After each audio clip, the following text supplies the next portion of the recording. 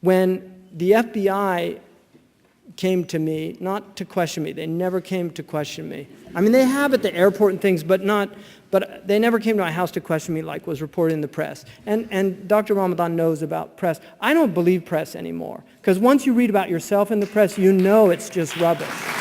You know. And Wikipedia, my goodness, you know.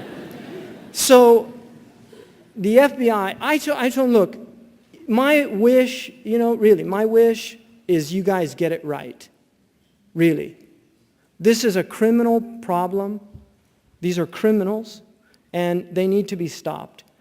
Extremism is as American as apple pie.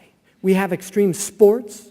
We jump off buildings, you know, with bungee ropes and things. We have extreme eating. We had a woman die recently in a water drinking contest.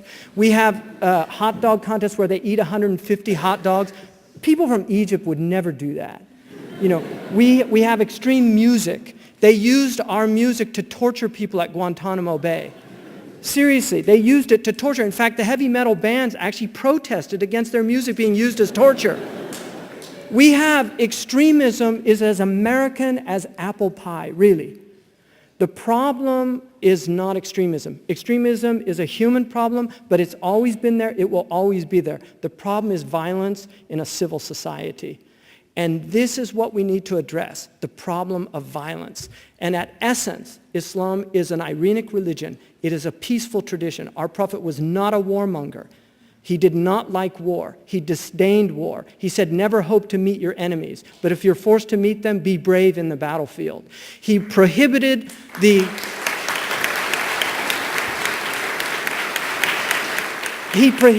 killing of civilians.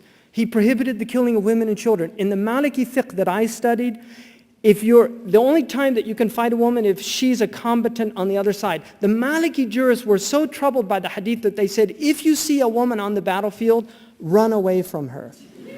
Because they did not want you to fall under that hadith, because it's a mutawatir hadith, it's a factual hadith that has the same strength as a verse in the Quran. Now, I want to close and end this by saying one of the greatest problems we have is we have what I call Shaykh Googles, weekend muftis. We have now a loss of authority in our tradition.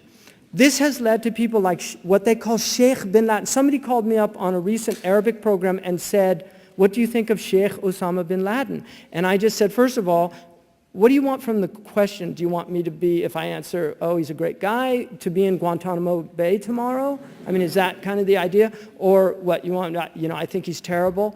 But who made him a sheikh?